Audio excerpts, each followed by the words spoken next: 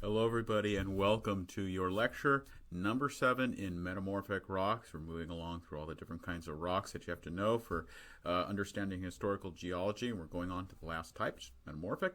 So we're going to start right now. Okay, we'll move on from this stunning picture of gneisses. This is actually a rock called gneiss, so you'll see more pictures of it later. It has this really distinct banding. Actually, I have a picture. I'll pop this up so you can see it a little bit. Not a picture, but a real rock right here. I have my little bowl right here. This is actual gneiss, so you can see the distinct banding layers that are in that. Hopefully, but that's what real gneiss looks like, and it is pronounced gneiss. It's spelled Gneiss. So anyway, more about that in just a minute. I'll put the lecture back up here, but let's go on. So metamorphic rocks, what even are they? So we've been through sedimentary rocks, a lot on sedimentary rocks, igneous rocks. We got to cover metamorphic. So metamorphic rocks are basically rocks that have undergone some kind of change, but they've gone under a change all in the solid state. So that's a really important distinction to make here. Number one says, for your lecture assignment, says, what are metamorphic rocks? You just copy the definition right down there. They're rocks that have been modified due to high pressure and or temperatures, and also fluids can play a role in there as well, as we'll talk about later. But metamorphic rocks are always modified in the solid state. You have to remember that once they melt, the temperature gets so high that they actually melt, right?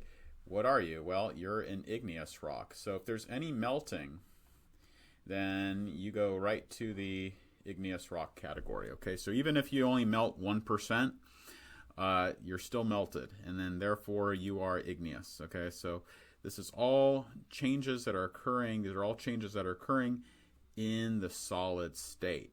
Okay, so no melting involved. So that's what metamorphic rocks are.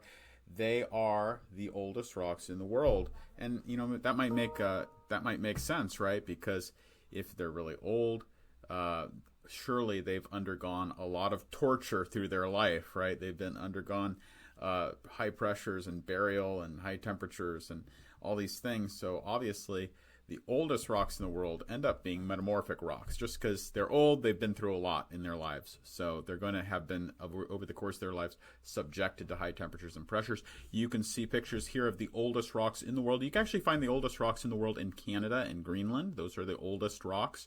They are actually have a name for these called the Acosta gneiss.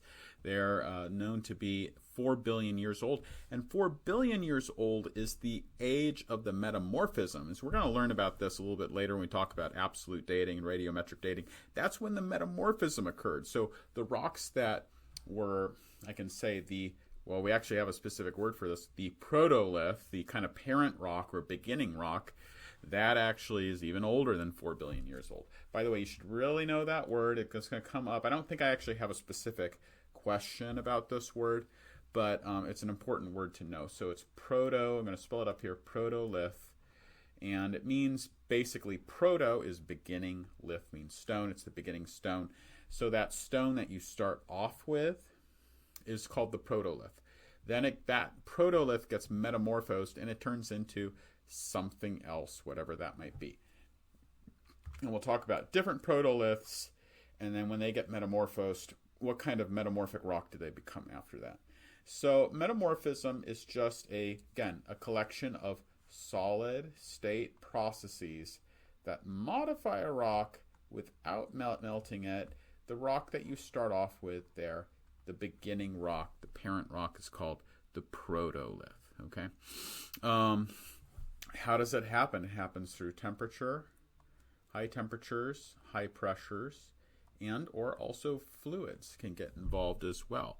So you have a rock that it can get modified just by the injection of high temperature, high pressure fluids into it that can react with the rock, especially water's, very corrosive and reactive, can alter that rock and change it in new ways and make new rocks. Okay. So anyway, what's the average temperature range? What's the average pressure ranges we're talking about? Let's get to that. So by the way, we classify that temperature range or that pressure range as either low grade or high grade or medium grade or whatever. So as you progressively kick up the temperature, progressively kick up the pressure, we go from what are called low grade metamorphic rocks to progressively higher grade metamorphic rocks. So rocks will go through a series or progression of changes as we kick up the pressure, kick up the temperature, etc., etc. What is modified? The grain size is modified. So the mineral, the size of the mineral changes. The shape of the minerals change. The actual mineral content changes. So the kinds of minerals that are in the rock will change. There's also something called foliation that's going to develop as well. More about this we're going to talk about this in a minute. Where does metamorphism occur? It occurs usually in tectonic environments, on active tectonic areas. Okay, doesn't happen as much in the interior of the continents, but more on the margins of the continents, where continents are smashing together, they're squeezing together, rocks are getting buried, they're becoming mountain belts, they're being subjected to very high pressures as they come together at the boundaries, very high temperatures as they get buried and subducted deeper into the earth. All these things are going to lead to metamorphic changes in the rocks, right? We're going to get mineral changes, grain size changes, shape changes. All these different changes are going to happen, but all in the solid state. Okay, so let's go on to number 3, number 4, pressure changes, temperature changes. What exactly are we talking about here? What kind of temperatures, what kind of pressures? Well, the typical temperature range is from 250 degrees to 850 degrees Celsius in a normal rock. Now notice that there's an upper boundary to this, because again, if you kick that temperature up too high, what happens? You're going to get melting, right? And if you get melting, that's going to make you an igneous rock. Notice one thing that is kind of interesting. I want to point this out to you. Notice that the melting temperature in a wet rock, that is a rock that has a lot of water in it, is actually lower than in a rock that is totally dry. So one thing that's going to become important later in this class is that water actually lowers the melting temperature of a rock, makes it easier to melt, basically. Okay, so anyway, 250 to 850 degrees, that's kind of normal. 250 degrees, and by the way, this is Celsius, so this is really warm. 250 degrees Celsius is like maybe like a really hot oven, like a pizza oven is maybe that. Okay, so it's the upper boundary of this is going to be kind of. The lower boundary of this is going to be like the upper boundary of our kitchen, right? We're not going to, probably the highest temperature we're going to work with in our kitchen is around 250 degrees Celsius, okay? So here's the temperature, what are we called the geothermal gradient, okay? That's how much the temperature changes with depth in the earth. The temperature goes up about 20 to 25 degrees Celsius per kilometer. So if you go down 10 kilometers, you're going to get a 250 degree temperature increase, right? So the temperature at 5 kilometers is around 100 to 100 degrees Celsius, right? So water boils at that temperature. So if you're at 5 kilometers depth, you're basically at like the boiling point of water, so pretty hot, right? If you're at 30 kilometers depth, now you're really hot, okay? You're getting to the point you're hot enough almost to melt a rock, okay? Now, of course, the pressure actually increases the melting temperature of rocks, so rocks don't melt at that temperature, but you are getting awfully hot, okay? You're getting kind of like red hot by the time you get down to 30 kilometers depth. All right, now what about pressure? So pressure increases, you can see, well, even before I even get into that, pressure gets kind of complicated. Hold on, I got a call. I'll be right back. Okay, sorry for that. I'm back. I know you didn't see me leave, but it doesn't matter. I was on the phone. Anyway, continue along. So let's go back to pressure. So pressure now is a little bit different because, with temperature, we're used to using units that we're familiar with, Fahrenheit, and even though probably you don't use Celsius that much, if at all, you probably have an idea about what it approximately is and what it's equal to.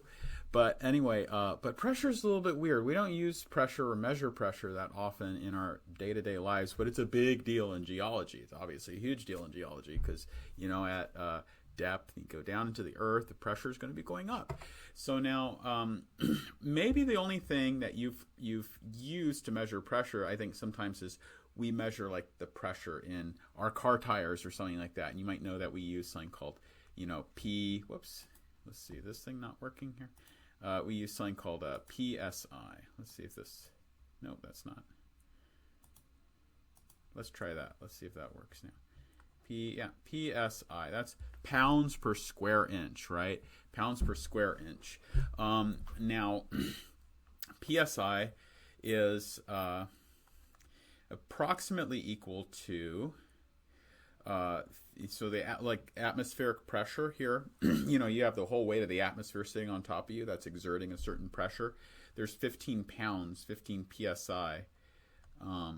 For Earth's atmosphere. So you have 15 psi actually sitting on top of you. It's pretty high pressure, actually. Now, in geology, we don't usually use psi. We use something called either a bar or a Pascal. Okay?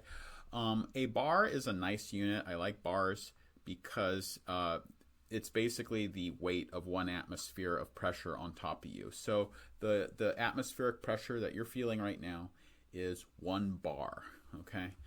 Now, another way that we, again, express pressures is pascals. Pascals is actually a metric unit, an SI unit for pressure. It's really, really low. It's a really low pressure. It's actually only, there's about 7,000 pascals in 1 psi. Okay, so if you inflate your tires and you make your tires, let's say, 30 psi, right? That's going to be 7,000 times 3. That's going to be 21,000, right? Psi or pascals times 10, 200. You're talking about 210,000 pascals inside of your normal pressure inside of your car tire. So anyway, pascals are a really small unit of pressure, and actually the standard atmospheric pressure is about 100,000 pascals. Okay, so Pascal is going to go up a lot. And everybody might be wondering, why the heck do we even use this Pascals? It's because it makes calculations a lot easier because the units jive and match up with the other metric system units. It's our standard metric system unit for pressure. Okay, so that's why we use it. So you're either going to see bars or you're going to see pascals. Now, realistically, because of the kinds of pressures that we're talking about in the Earth, you're either going to see megapascals, which is equal to 10 to the 6 pascals. That's 1,000,000 pascals. Or you're going to see gigapascals. That's equal to 1,000,000,000 pascals, right? That's 10 to the 9th power pascals. Okay, so that's kind of, because pascals are such a small unit, that's what you're normally going to see when you talk about geological pressures. Okay, so anyway, the atmospheric pressure is 1 bar. Okay, the pressure of 10 meters of water. So have you ever dived down in the water? Maybe you dive down to the bottom of a pool. You can feel that pressure on your ears, right? So that pressure that you're experiencing is only maybe 1 bar of pressure. Okay, it's 1 additional bar. So instead of being at 1 bar, you're more at like 2 bars. Okay. Now, what if you have 10 meters of rock on top of you, not just water but rock? Now you're at 3 bars of pressure. So if you had just 10 meters of rock on top of you, you'd be like just crushed by the pressure. Imagine 1 kilometer of rock. Now you're at 300 bars. Okay. Now, because we're talking about really high number of bars of pressure, a lot of times we even use another unit called a K-bar, a kilobar. So 1 K-bar is equal to 1,000 bars. Okay, so when we get to, like, let's say 5 kilometers depth, now we have 1,500 bars, 1.5 K-bars. So you can see that we're going up about 300 bars per 1 kilometer of depth. Okay, so number 3 says, what's the typical temperature range under which metamorphism occurs? It's written right there, okay, 250 to 850 degrees Celsius. What's the typical pressure range under which metamorphism occurs? you're talking about 5 kilometers to 30 kilometers depth. You're talking about, 1,500 to 9,000 bars. That's 1.5 to 9 K bars. Okay, that's the typical kind of pressures that we're talking about. But there isn't really an upper limit to the pressure. You could really have any extreme pressure to create metamorphism. Okay, so it's not like temperature. Temperature, there's an upper limit to how much temperature we can have before metamorphism stops and melting begins. But with pressure, that's not true. You can have really high pressures. Okay, but anyway, typical is again 1.5 to 9 K bars. That's thousands of bars. Number 5 goes on, says, what's the atmospheric pressure on the surface of Earth in bars? Very simple. It's 1. It's 1 by definition. Number 6 is, what's the pressure at 5 kilometers depth in the Earth? What about 30 kilometers depth? Well, I wrote it for you right there, right? 1.5 to 9 K bars, okay? Number 7 says, how much does temperature increase per kilometer in the Earth? That's written right here, right? 20 to 25 degrees Celsius per 1,000 kilometers. That's the standard geothermal gradient. That's how much the temperature increases per unit of depth. Sorry, I just needed a drink of coffee there to reinvigorate my spirits. And then what about pressure? Pressure is going to be going about 300 bars per 1 kilometer of depth, okay? Or aka 0.3 bars, right? 0.3 K bars, I mean. All right. So I hope that's all clear as mud. I know that's really complicated with all of the different pressure units and pascals and megapascals, gigapascals, K bars, bars. It gets complicated. PSI. But so you do have to kind of practice this stuff to get good at the remembering all these different kinds of units. Okay. So anyway, what do you expect the temperature to be at 10 kilometers depth? Well, you know that temperature is increasing 20 to 25 degrees per kilometer. Multiply that by 10, you're going to see a 200 degree to 250 degree increase in temperature. So you're looking at something, it's already 25 degrees Celsius at the surface here, so you're talking about, maybe 225 to 275 degrees Celsius, okay? Pizza oven, so really, really, really hot oven can maybe be 350 degrees Celsius, right? Probably your standard oven at home, you're really only going to be cooking with, 250 degrees Celsius, okay? How about a South African gold mine? They actually get inside of the mine, because you're so deep, can actually get about 60 degrees Celsius, really hot, okay?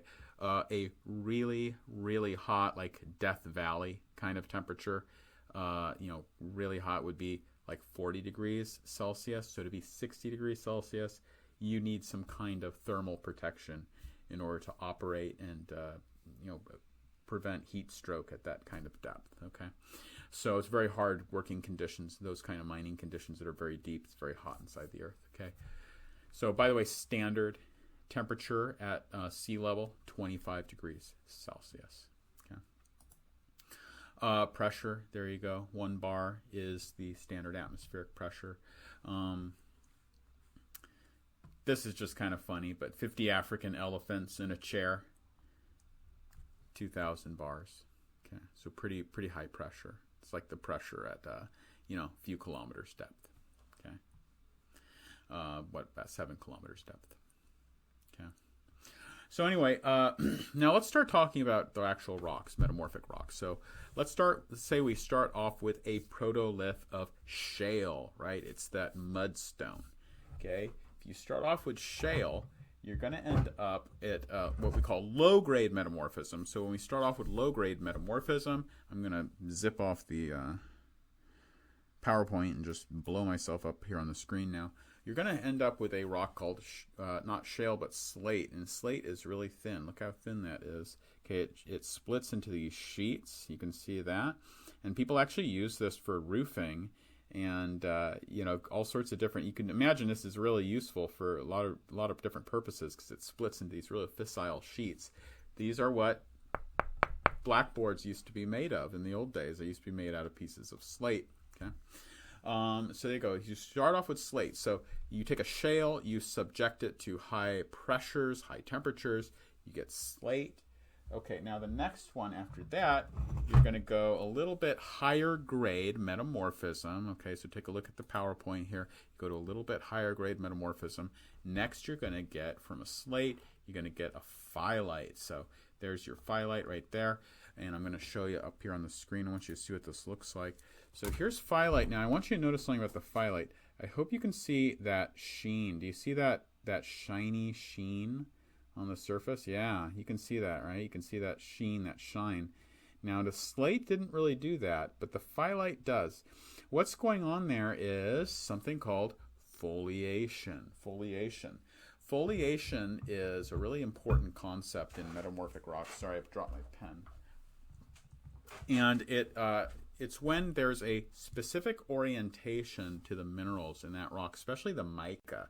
So what's actually happening is mica grains are forming, and they are orienting themselves. You might remember mica grains are really flat. And so when there's a pressure coming from a certain direction, okay, there's like a stress force coming from a certain direction, the mica grains will actually lay down flat perpendicular to that force vector. So, they don't want to be oriented like this. If the force is coming from up and down, they're going to lay down flat, okay? So that foliation that you see, that sheen and pretty shine, is actually coming from it's coming from the orientation of the mica grains inside that rock, okay? So phyllite. The next is a schist. So after you take a shale, you pump up the pressure again to higher and higher grade pressures. You're going to get a schist. Schist is really pretty rock. I like this one. Ooh, look how shiny that is. That's crazy shiny, right? Okay, so you get even more foliation with that one. And again, I like how you can still see, this is a bunch of mica, actually mica all over my desk. My desk is really shiny now. You can actually see these layers in here. And actually, I could easily pull this apart too. I'm not going to do it because I like this rock sample. But the final one then after that, I'll show you here on the screen, is the gneiss. So there's the gneiss. You can see the banding in the gneiss, right? In the picture, you can see the banding. And even more than that, you can see the banding if I were to show you the actual rock. So gneiss looks like this. I showed you before, right? So this has, hopefully you can see the banding in it. And yes, that is still a, I almost kind of have to turn away the light because it's shining too much on this. But that's actually, again, very highly foliated, okay? So anyway, let me put the PowerPoint back up here and we'll continue along. So it says if you take a shale and you go from progressively low pressure, so low grade, to progressively higher grade levels of pressure and temperature, what's the succession of rocks, metamorphic rocks, that you get from that protolith of shale? You get slate, then phyllite, then schist, and then finally a gneiss, okay?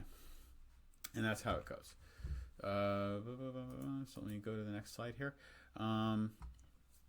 Okay, so now let's talk about something like limestone. You remember limestone starts off as, shells on a beach, right? It starts off as shells and tests of microorganisms in the ocean, making their shells out of those calcium carbonate calcite molecules, right? It gets preserved as a limestone. That's a sedimentary rock. And then what happens if you take limestone and you subject it to higher pressures and higher temperatures? You end up with a really special rock, really beautiful rock called marble, right? So marble's what we use to make statues and things like that. Sorry. So there's your marble right there, okay? So it's kind of hard to see because it's got the glare on it, doesn't it? Okay, so there you go. There's your marble. You can see how sparkle. Can you see the sparkles? Okay. Now I want you to notice something. This is actually a non-foliated rock. So you notice how this one sparkles? Instead of having that sheen or that shine on the surface, it sparkles.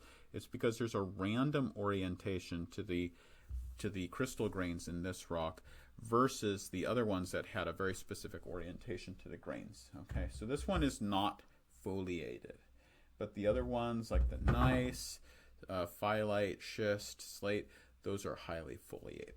Okay, so you get a marble when you metamorphose limestone. When you do the same thing to a sandstone, right? You start off with sand grains, you go through diagenesis, you create a sandstone. then that sandstone gets subjected to high temperatures and pressures. You end up with a quartzite. Okay, so let me pop that back up on the screen there. And you see you start off with a sandstone there. Well, I guess you start off first with sand. You go to a sandstone after diagenesis. That's a sedimentary rock. So diagenesis. Okay, sedimentary rock, sandstone, then metamorphic pressures and temperatures, you end up with quartzite. Okay. Now, one thing that happens to the sand grains is they recrystallize and they form larger grains. So you end up with larger crystals of quartz. So that's one of the important changes. Whoops, gosh, I keep dropping my pen, don't I? I'm back. So that's one of the important changes that happens with number 13 says, what are some of the changes that happen during metamorphism? First one you can put down there, just so I have up here, recrystallization. The mineral grains reform, they get bigger, and they become, you could see the spark. Actually, a lot of metamorphic rocks are really pretty because the crystals become larger, and you can see the beautiful, beautiful gem facets of the different crystals. By the way, speaking of gems, a lot of gems are formed in metamorphic environments. Okay, so that's one thing. Now, another thing you have. What do you have when you metamorphose a basalt? You actually, I don't have a slide up here for it exactly, but you actually get a progression of different rocks. Let me see if I can find a picture of it here. It's kind of out of order. But anyway, you can put down for that one, number 12, when you metamorphose a basalt, you can put down green schist. That's a rock that you can get from metamorphosing basalt. But actually, you can get a lot of different kinds of rocks.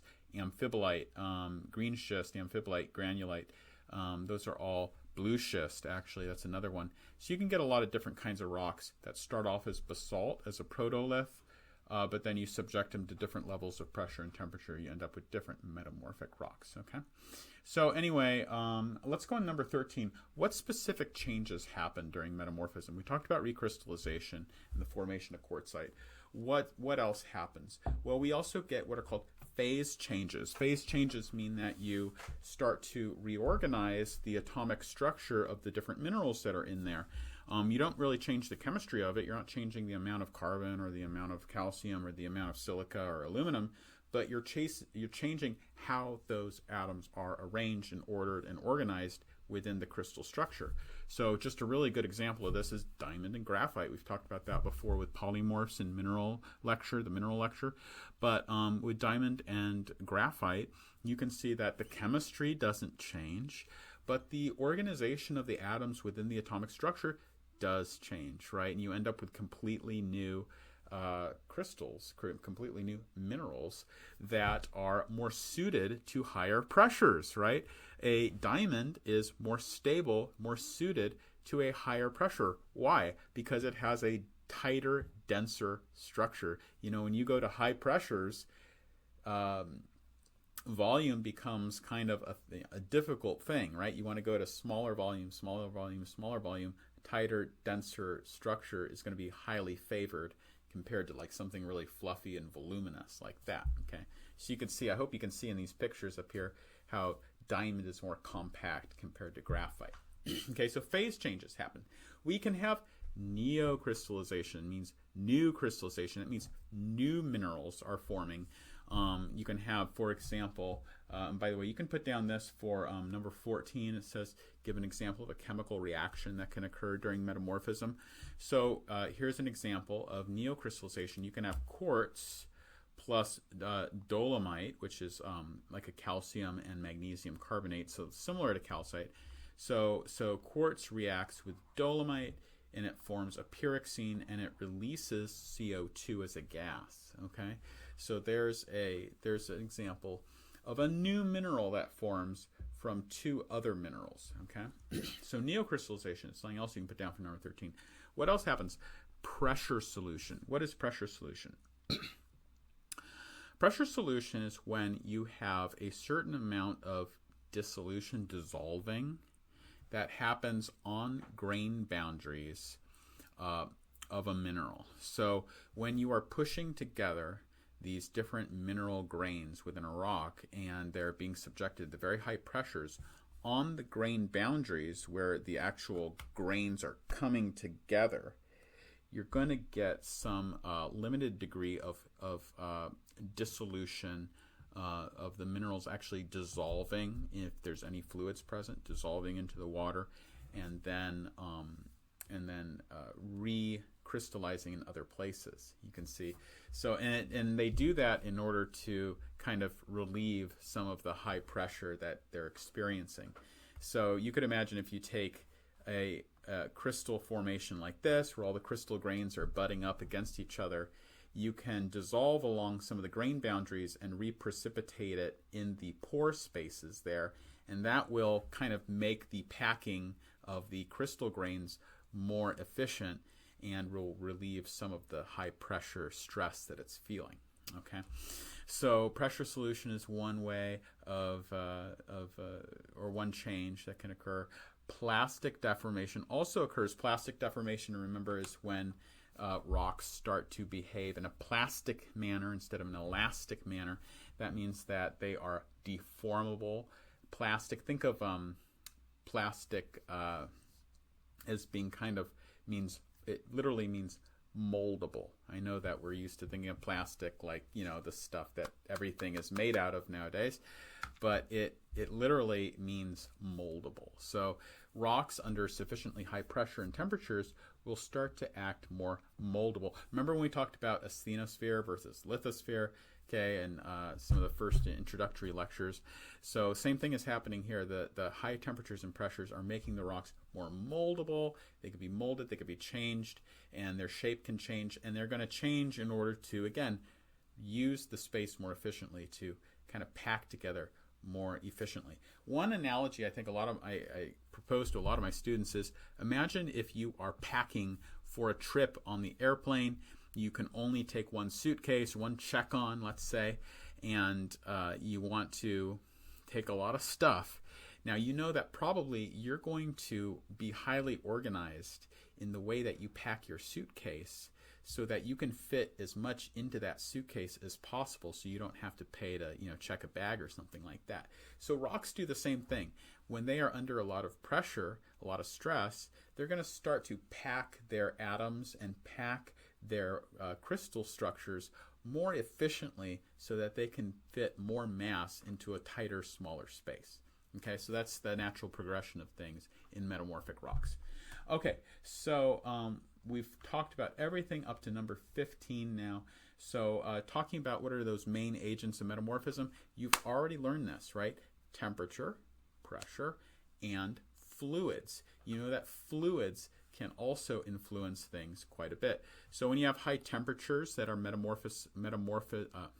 myself all tongue-tied, metamorphizing rocks, we actually have a special name for that. We call that contact metamorphism. Okay, so number 16 talks about contact metamorphism. Contact metamorphism is a high temperature. I'm going to put HIT, H-I-T, high T, high temperature metamorphism, low P. So when you think of contact metamorphism, think HIT lope, or maybe you can put lope HIT. I don't know, whatever makes more sense to you. But it means high temperature, low pressure. Okay, so this is the kind of metamorphism that happens when you have, for example, an igneous intrusion of like a plutonic rock or a dike or something of lava that is injected into the country, the native rock, and it's going to subject that rock to relatively low pressures but high temperatures. Okay, so it's kind of the baking of rocks. It's when you bake them in high temperatures, you form a specific kind of rock called hornfells. Hornfells is a contact metamorphism rock. Okay, so whenever you hear hornfells, you should be thinking contact metamorphism, high temperature, low pressure. So we can also have pressure. Speaking of pressure, we can also have pressure creating changes. That's another agent of metamorphism for number 15. Okay. Now in that case, we have very high pressures. Sometimes you can have high pressures, low temperatures. For example, when you have a meteor crater you have a meteorite impact, sometimes you can get extreme pressures but relatively low temperatures.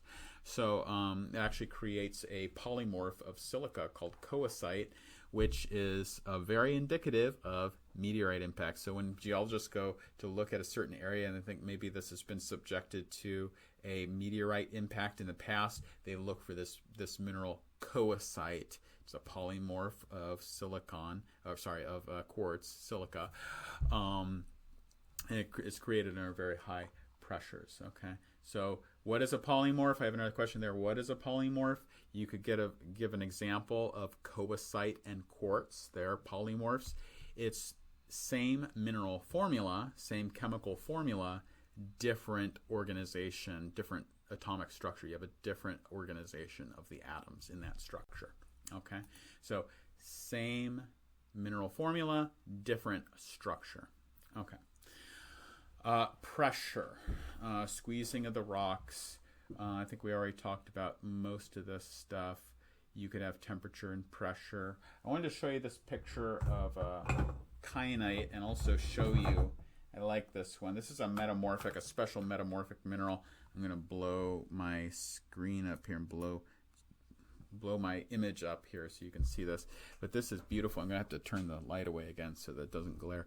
This is beautiful kyanite. It's a really cool mineral. I wish you could all be here to actually hold it and see it. And it's blue, so it's kind of interesting. But really common metamorphic minerals. You'll find this in any area that's subjected to a lot of metamorphic stresses. And it's really cool rock. So anyway, hopefully you'll get a chance to visit some like mountain belts and things where you find minerals like this. So if you're ever in like the Appalachians or the Rockies or something like that, you find these kinds of minerals in mountain belts. Okay. The final thing that can, besides temperatures and pressures, is you can also get fluids. Fluids can also be agents of metamorphism and can cause metamorphism. Okay. So going on to compression and shear, that creates, remember I was talking about foliation, how you can get a specific orientation to the crystals in the structure of the rock. So again, I was showing you these pictures of remember I showed you this of the schist. Okay, you see how there's that shine, okay, on the surface. That's the foliation. So let me show you the lecture slides here. Okay. So when you subject a rock to pressures or forces from a certain direction, those minerals inside the rock are going to orient themselves in relation to that pressure or that force. Okay, so that creates the foliation. That's a really important. It's a preferred orientation of the mineral grains. That's what foliation is. Okay, so anyway, it's a very common feature of a lot of metamorphic rocks. Here's a really good example of foliation in a metaconglomerate. When you take a conglomerate and you subject it to high degrees of pressure, you can form this metaconglomerate, right? And you can see how the pebbles have been smushed and smashed, and now they're oriented in a certain direction due to the pressure, due to the force. Okay. All right. So anyway, metamorphic grade. I do have some questions there on what is metamorphic grade. Well, as I've been explaining, through this lecture, metamorphic grade is you're going from progressively higher and higher and higher levels of temperature and pressure, okay? And as you go through different grades of metamorphism, almost think of it as like different levels or different stages of temperature and pressure increases, you're going to get different rocks, okay? So it's not like there's just, you take shale and you subject it, you metamorphose it, and you get whatever, slate. No, you get a lot of different kinds of rocks that can form. So it depends on what the grade of the metamorphism is. It's the level of pressure and temperature that rock has experienced. Okay. I want to show you some specific. Now these are kind of interesting diagrams you see up here. They're called PT diagrams, pressure temperature diagrams. Okay, and they show you different rocks that can form from different conditions of pressure and temperature. So, for example, you can have relatively high temperature but relatively low pressure. You see pressure is shown on the vertical axis, temperature is shown on the horizontal axis. Okay, so this is temperature, this is pressure, which is also the same in this case as depth, right? So this is temp, all right? Now, when you have very high temperature but low pressure, low depth, low pressure, we call that, again, contact metamorphism, and you get a hornfels. Hornfels form under baking conditions. You get low pressure, high temperature. On the flip side, you can have high pressures but relatively low temperatures. In that case, you get what's called subduction metamorphism. It's the kind of metamorphism that happens in subduction zones when the crust of the Earth is being subducted, or it's being pushed and pulled down under and inside of the Earth, deeper and deeper, depths of the Earth. In that case, you often end up with a rock called a blue schist. A blue schist. Okay, you get it under high pressures, low temperatures. Okay, so the opposite of contact metamorphism. A third kind of rock that you can end up with is a green schist right here in the middle. You see this green schist. That's called mountain belt metamorphism. So when you kind of have moderate temperatures, moderate pressures, you can end up with a green schist. And now, by the way, whenever we're talking about, you might say a blue schist, green schist, this is assuming you're having a basalt protolith. Okay, but anyway, green schist is a rock that you get from basalt protolith, when it's subjected to moderate pressures and moderate temperatures that often prevail in mountain building when you have plate tectonic collisions. Okay, so now the reason I'm kind of subjecting you to these certain rocks is because these are all rocks that are going to come up. We're going to talk about these rocks, these kinds of metamorphic rocks, as we go on through the class and we talk about geologic history. You're going to hear this hornfels come up, green schist, blue schist, and you kind of have to know automatically, oh, green schist, that's a medium pressure, medium temperature rock. Blue schist, that's a subduction zone, right? That's a high pressure, low temperature rock. Hornfels, oh, that's a rock that forms when there's igneous intrusions, a high temperature, low pressure rock. Okay, so those kinds of things. So anyway, I think we answered everything that is on your lecture assignment. So hope you enjoyed the lecture, and just let me know if you have any questions, and I will talk to you next time. Thanks for tuning in.